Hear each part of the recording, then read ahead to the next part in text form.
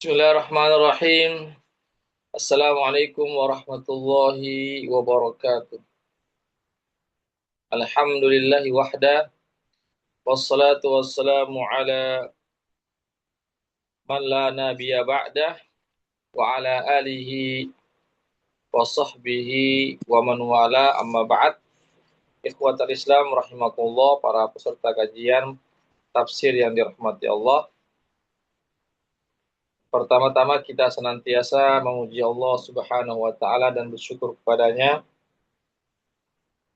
atas segala limpahan rahmat dan hidayahnya sehingga pada malam hari ini kita dapat bertemu kembali di ruang Zoom dalam program kajian tafsir. Salawat dan salam senantiasa tercurahkan kepada junjungan kita Nabiullah Muhammad sallallahu alaihi wasallam serta keluarga dan para sahabatnya, para pengikutnya yang tetap setia berpegang teguh kepada sunnah-sunnah beliau dan para sahabatnya hingga hari kiamat kelak. Amin ya rabbal alamin. Ikhwatul Islam rahimakumullah, kita melanjutkan kajian tafsir dari kitab Taisir Al-Karimur Rahman fi Tafsir Kalamil Mannan yang ditulis oleh Syekh Al-Allamah Syekh Abdurrahman bin Nasir As-Sa'di rahimahullahu taala. Kita masih di surah Al-Baqarah, yaitu sekarang ayat yang ke-151. 151. A'udzu billahi minasy syaithanir rajim. Kama arsalna fiikum rasulan minkum yatlu 'alaikum ayatina wa yuzakkikum wa yu'allimukumul kitaba wal hikmah wa yu'allimukum ma lam takunu ta'lamun. Fadhkuruni adhkurkum washkuru li wa la takfurun. Ya ayyuhalladzina amanu ista'inu bis-sabri was-salah. Innallaha ma'as sabirin. Ya. Kama arsalna fikum rasulan minkum.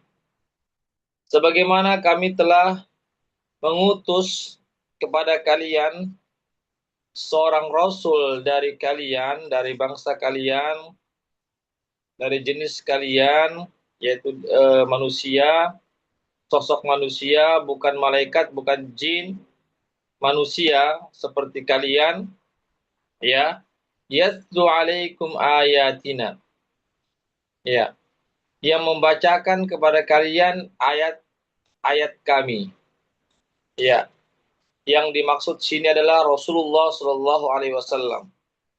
Jadi Rasulullah Shallallahu Alaihi Wasallam, ya, Allah utus, ya, kemana? Ke Allah utus Rasulullah Shallallahu Alaihi Wasallam, ya, di tengah-tengah bangsa Arab, dan juga diutus untuk seluruh umat manusia. Wa ma arsalnaka illa kaffatan linnas. Tidaklah kami mengutus engkau ya Muhammad melainkan untuk seluruh umat manusia. Meskipun Nabi kita Muhammad sallallahu alaihi wasallam berbangsa Arab, berbahasa Arab, tetapi Nabi sallallahu alaihi wasallam diutus untuk seluruh umat manusia. Sebagaimana firman Allah, wa ma arsalnaka illa kaffatan linnas. Tidaklah kami mengutus engkau ya Muhammad melainkan untuk seluruh umat manusia. Wa ma arsalnaka illa rahmatan lil alamin. Dan tidaklah kami mengutus engkau ya Muhammad, kata Allah, melainkan rahmat bagi seluruh alam semesta. Ya. Ikhwatal Islam, a'azakumullah. Jadi diutusnya Rasulullah sallallahu alaihi wasallam kepada bangsa Arab, bangsa jahiliyah, yang jauh daripada petunjuk, jauh dari jalan yang lurus. Begitu juga diutusnya Rasulullah untuk seluruh umat manusia, ya, untuk bangsa Yahudi dan bangsa Nasrani, agar mereka juga mengikuti petunjuk Rasulullah Sallallahu Alaihi Wasallam, yaitu Al-Quran dan Sunnah Rasulullah Sallallahu Alaihi Wasallam. Karena Nabi kita diutus untuk seluruh umat manusia, bahkan beliau juga diutus untuk bangsa jin, bukan hanya untuk bangsa manusia. Dan diutusnya Rasulullah Sallallahu Alaihi Wasallam, ya, dari jenis manusia, bukan dari jenis bangsa jin ataupun bangsa malaikat. Ini menunjukkan bahwasanya mengikuti Rasulullah SAW adalah perkara yang mudah, tidaklah susah. Karena apa? Karena Nabi diutus kepada manusia dan juga Nabi dari bangsa manusia, bukan dari bangsa jin dan bukan dari bangsa malaikat. Oleh karena syariat Nabi itu tidaklah susah untuk diikuti, karena Nabi dari bangsa manusia dan Nabi diutus juga kepada umat manusia. Ikhwatal Islam rahimakumullah. Kemudian di antara nikmat Allah Subhanahu wa taala yang besar yang Allah berikan kepada umat manusia adalah diutusnya Rasulullah SAW di tengah-tengah mereka. Ya, diutusnya Rasulullah SAW di tengah-tengah mereka. Inilah nikmat yang sangat besar. Kenapa? Karena ya, tugasnya Nabi sebagaimana dalam ayat ini adalah membacakan ayat-ayat Allah Subhanahu wa taala. Kemudian membersihkan akhlak-akhlak mereka, membersihkan hati-hati mereka, sifat-sifat mereka, ya, dari sifat-sifat yang buruk, dari hati-hati yang buruk, dari akhlak-akhlak yang buruk. Itulah tugas Rasulullah Shallallahu Alaihi Wasallam. Dan juga tugasnya Nabi adalah yaitu apa? Mengajarkan Al-Quran dan Sunnah Rasulullah Shallallahu Alaihi Wasallam. Iya, mengajarkan Al-Quran dan Sunnah Rasulullah Shallallahu Alaihi Wasallam. Wa yu'allimukumul kitab wal hikmah, dan dialah Rasulullah yang mengajarkan kepada kalian Alkitab. Alkitab adalah Al-Quran, Al-Hikmah adalah Sunnah Rasulullah Shallallahu Alaihi Wasallam. Wa yu'allimukum ma lam takunu ta'lamun, dan dialah Rasulullah yang mengajarkan kepada kalian apa saja yang kalian belum ketahui. Ya. Ini menunjukkan begitu besarnya nikmat Allah Subhanahu wa taala kepada bangsa Arab, ya, ataupun bangsa-bangsa yang berada di sekitar bangsa Arab, bahkan seluruh umat manusia. Maka umat manusia telah mendapatkan nikmat yang sangat besar dari Allah Subhanahu wa taala, karena ya, karena manusia telah diutus kepada mereka Rasulullah Shallallahu Alaihi Wasallam, yang dengannya beliau membawa Al-Quran yang bersumber dari Allah Subhanahu wa taala. Yang mana Al-Quran adalah hudal linnas, petunjuk bagi seluruh umat manusia. Hudal lil muttaqin, dan petunjuk juga bagi orang-orang yang bertakwa. Dalam Al-Quran, jamaah sekalian, disitulah kemenangan bagi siapa saja yang mengikuti Al-Quran.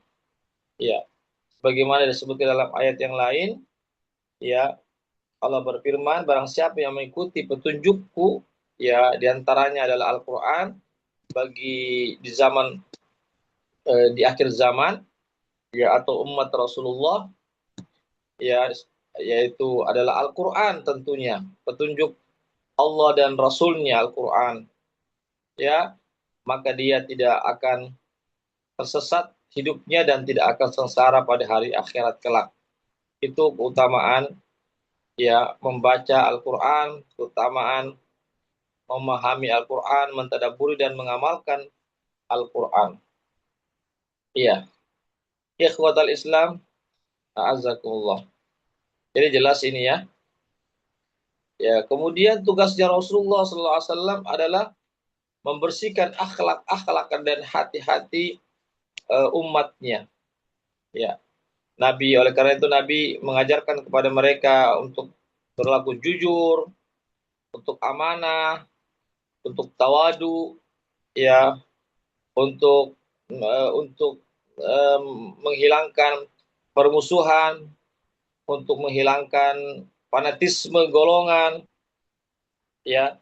Dan Nabi memerintahkan mereka saling menyayangi di antara mereka, ya, saling cinta mencintai, saling berkomunikasi dan seterusnya. Itulah tugas Rasulullah Shallallahu Alaihi Wasallam. Kemudian wa yu'allimukumul kitab wal hikmah.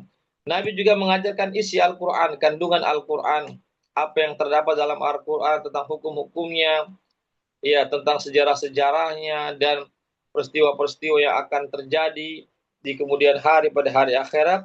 Itu Nabi telah ajarkan kepada kita, ya, melalui Al-Quran dan sunnah-sunnah Rasulullah Shallallahu Alaihi Wasallam. Wal hikmah, Nabi juga mengajarkan al-hikmah. Di sini al-hikmah diantaranya yang dimaksud adalah sunnah Rasulullah Shallallahu Alaihi Wasallam. Ya, jadi Nabi menyampaikan sabdanya kepada kita, ya, agar kita ikuti, agar kita amalkan, agar kita membela sunnah Rasulullah Shallallahu Alaihi Wasallam. Ya, oleh karena itu Nabi mengatakan taraktu fikum amraini ma in tamassaktum bihima lan tadillu abada kitabullahi wa sunnati. Saya telah tinggalkan kepada kalian dua pusaka, dua warisan. Jika kalian berpegang teguh kepada dua pusaka itu, kalian tidak akan sesat selama-lamanya, yaitu Al-Quran dan sunnah Rasulullah Sallallahu Alaihi Wasallam. Ikhwatal Islam, azakumullah. Jadi sangat jelas ini ya, bahwasanya nikmat itu tidak selamanya harus berupa benda, tidak selamanya harus berupa uang, tidak selamanya harus berupa yang fisik, materi, harta benda, kekuasaan, dan seterusnya. Tetapi kenikmatan yang besar adalah kenikmatan tatkala kita bisa mengikuti Al-Quran, tatkala Allah mengutus nabinya di tengah-tengah umat manusia, membawa petunjuk Al-Quran dan Sunnah Rasulullah Sallallahu Alaihi Wasallam, maka itu adalah, ya, anugerah dan kenikmatan yang sangat besar di sisi Allah Subhanahu wa Ta'ala. Jadi syariat Islam ini berupa Al-Quran dan Sunnah merupakan nikmat yang sangat besar di sisi Allah Subhanahu wa Ta'ala. Oleh karena itulah kata Allah, ya, fadkuruni adkurkum. Karena begitu banyak nikmat yang Allah berikan kepada kita, Al-Quran, Sunnah, ya, kemudian penyucian jiwa dan yang lain-lainnya, maka kata Allah, fadkuruni adkurkum, maka ingatlah aku, ya, atas nikmat-nikmatku yang aku berikan kepadamu, atas syariat-syariatku yang menjadi pedoman hidupmu, Al-Quran dan Sunnah, adkurkum, maka saya akan mengingat kalian. Ya, artinya Allah Subhanahu wa Ta'ala akan bersama dengan kita. Allah Subhanahu wa Ta'ala akan memberikan pertolongan kepada kita kalau kita mengingat Allah, kalau tatkala kita mau bersyukur kepada Allah Subhanahu wa Ta'ala, mau meyakini bahwasanya Allah itu Maha segala-galanya, Allah Subhanahu wa Ta'ala tunggal esa, tidak ada sekutu baginya, Allah Subhanahu wa Ta'ala Maha berkuasa, Allah Subhanahu wa Ta'ala memiliki segala-galanya, maka Allah pun akan mengingat kita. Dalam kesusahan Allah akan bantu kita, dalam kelapangan Allah berikan kenikmatan kepada kita. Karena apa? Karena kita senantiasa berzikir kepada Allah, menyebut-nyebut nama Allah, mengingat Allah bagaimanapun keadaan kita, maka Allah pun mengingat kita, memberikan perlindungan, pertolongan dan nikmat kepada kita bagaimanapun keadaan kita. Washkuru li wala takfurun. Dan hendaklah kalian mensyukuri nikmat Allah Subhanahu wa Ta'ala dan jangan kufur. Ya. Jangan kufur, artinya jangan mengingkari nikmat Allah. Ya. Jadi begitu banyak sebenarnya nikmat yang Allah Subhanahu wa Ta'ala berikan kepada kita. Wa in ta'udu ni'matallahi la tuhsuha. Sebagaimana firman Allah Subhanahu wa taala, jika kalian mencoba menghitung-hitung nikmat Allah, maka kalian tidak akan sanggup menghitungnya. Ya, benar apa yang Allah katakan, apa yang Allah firmankan benar bahwasanya kita tidak akan sanggup menghitung nikmat-nikmat Allah Subhanahu wa taala. Oleh karena itu maka hendaklah kita bersyukur. Bersyukur dengan lisan kita, kita mengucapkan alhamdulillah wa syukrulillah.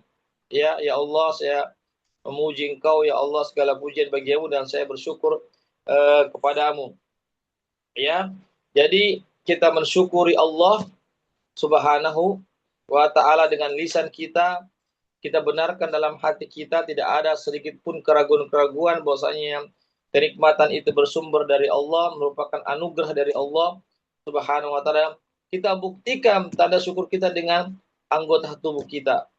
Ya, kalau kita atau kita buktikan dengan harta kita atau dengan jabatan kita. Maksudnya adalah tatkala kita memiliki, diberikan rezeki berupa harta, maka hendaklah harta itu kita di samping kita membiayai keluarga kita, kita juga mesti mengeluarkan zakatnya, infak sedekahnya, ya dan seterusnya.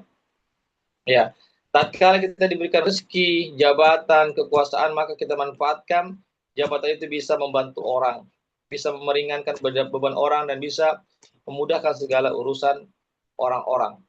Tatkala Allah SWT memberikan kemampuan kepada kita berupa badan, fisik, dan seterusnya, maka hendaklah kita membantu mereka dengan kekuatan fisik kita. Itulah tanda syukur kita kepada Allah. Wala takfurun, dan janganlah kalian mengingkari nikmat Allah. Sedikit pun nikmat Allah jangan kita ingkari. Iya. Jangan kita lupakan nikmat Allah Subhanahu wa taala. Ya. Karena kalau kita melupakan nikmat Allah atau kita tidak mensyukuri nikmat Allah, kita banyak berkeluh kesah. Ya, kita berburuk sangka kepada Allah, maka Allah Subhanahu wa taala pun tergantung dari persangkaan hambanya. Seperti dalam diskusi, ana inda dhanni 'abdi, saya tergantung dari persangkaan hambaku. Ya, oleh karena itulah maka hendaklah kita bersyukur sekecil apapun nikmat yang kita dapatkan, kita bersyukur. Ya, karena sebenarnya begitu banyak nikmat yang Allah SWT berikan kepada kita, namun terkadang kita tidak menyadarinya. Dan ingat, jangan kita kufur, jangan kita mengingkari nikmat Allah, jangan kita lupa bahwasanya dalam harta-harta yang kita dapatkan itu ada hak-hak anak yatim, ada hak-hak orang-orang miskin dan seterusnya. Ini yang harus kita ketahui. Ya, jangan sampai kita lupa daratan, ya lupa apa namanya? Atas pemberian Allah Subhanahu wa taala yang Allah Subhanahu wa taala berikan kepada kita. Ya, kemudian yang terakhir, ya ayyuhalladzina amanu ista'inu bis-sabri was-shalah innallaha ma'as sabirin. Wahai orang-orang yang beriman, mintalah pertolongan kepada Allah melalui perantara salat, perantara sabar dan salat, karena sesungguhnya Allah Subhanahu wa taala bersama dengan orang-orang yang sabar. Ini ayatnya jelas sekali ya, bahwasanya di sini Allah memerintahkan kita ya sebagai orang beriman untuk meminta pertolongan bantuan kepada Allah ya dengan cara sabar dan sholat. Ya, dengan cara sabar dan sholat. Artinya bukan cuma sekedar kita berdoa meminta bantuan, tetapi kita harus menjadikan wasilah agar Allah memberikan bantuan kepada kita, yaitu apa? Wasilahnya, sarananya adalah sabar dan sholat.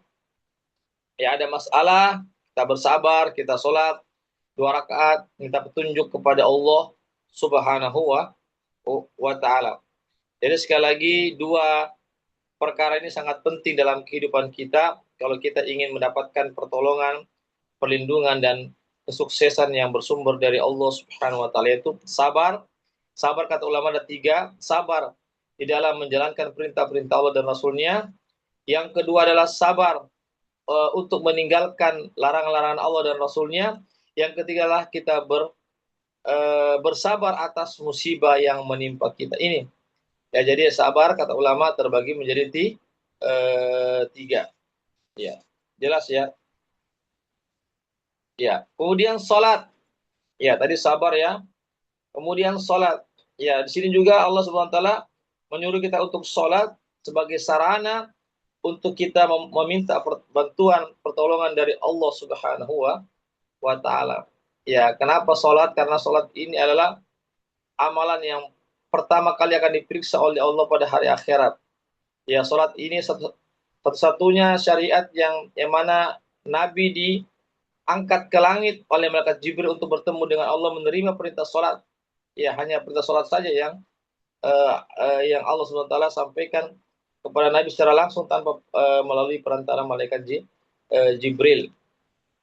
Sholat inilah yang merupakan yang dapat mencegah daripada perbuatan keji dan mungkar. Ya, sholat inilah yang merupakan imaduddin, tiang-tiangnya agama. Ya, dan masih banyak lagi keutamaan bagi orang yang melaksanakan sholat. Jadi, sabar dalam sholat ini tidak bisa dipisahkan. Kita bersabar, kita juga harus sholat. Kita minta petunjuk Allah agar kita dimudahkan. Kita juga meminta ampun kepada Allah Subhanahu wa taala melalui sholat kita. Iya. Jadi ada sabar, mesti ada sholat. Tidak cukup cuma sabar saja tanpa sholat. Sebaliknya, tidak cukup cuma sholat saja tanpa sabar. Jadi harus dipadukan antara sholat dan sabar, maka insya Allah kita akan mendapat kemenangan atau mendapatkan pertolongan dari Allah Subhanahu wa taala. Innallaha ma'as-sabirin. Sesungguhnya Allah itu bersama dengan orang-orang yang sabar. Artinya memberikan pertolongan, memberikan kemudahan ya bagi orang-orang yang sabar. Ini semoga kita semua menjadi orang-orang yang sabar, orang-orang yang menghadapi segala musibah dengan penuh kesabaran dan penuh dengan melaksanakan sholat. Demikianlah apa yang bisa kami sampaikan, 3 ayat saja pada malam hari ini. Semoga bisa dipahami apa yang kami sampaikan. Artinya yang pertama, kesimpulannya adalah diutusnya Nabi ke permukaan bumi ini merupakan nikmat yang terbesar, ya, karena Nabi tugasnya adalah mengajarkan Al-Quran, ia menyampaikan Al-Quran, membaca ayat-ayat Al-Quran. Begitu juga Nabi juga tugasnya ya adalah ya tadi itu ya membacakan ayat-ayat Al-Quran, juga membersihkan akhlak-akhlak dan hati-hati manusia, dan mengajarkan juga Al-Quran dan Sunnah Rasulullah Sallallahu Alaihi Wasallam. Ini merupakan nikmat yang sangat besar di sisi Allah Subhanahu wa Ta'ala. Ya demikian, kalau tidak ada pertanyaan, mudah-mudahan bisa dipahami semua ya terkait tentang 3 ayat ini, yaitu pentingnya sabar di dalam mengarungi hidup dan kehidupan. Ya, karena begitulah konsekuensi dunia ini adalah dunia tempat kita berjuang, bersabar, ikhlas, tabah, ridho atas apa yang menimpa kita. Insya Allah kita akan mendapatkan kemenangan dan keberhasilan dari Allah Subhanahu wa taala di dunia ini, lebih-lebih di hari akhirat kelak. Amin ya rabbal alamin. Demikianlah apa yang bisa kami sampaikan. Mohon maaf atas segala kekurangannya. Yang benar tentunya dari Allah saja, yang khilaf dari saya dan dari godaan syaitan yang terkutuk. Saya akhiri dengan membaca doa penutup majelis. Subhanakallahumma wa bihamdik, asyhadu an la ilaha illa anta, astaghfiruka wa atubu ilaik. Wassalamualaikum warahmatullahi wabarakatuh.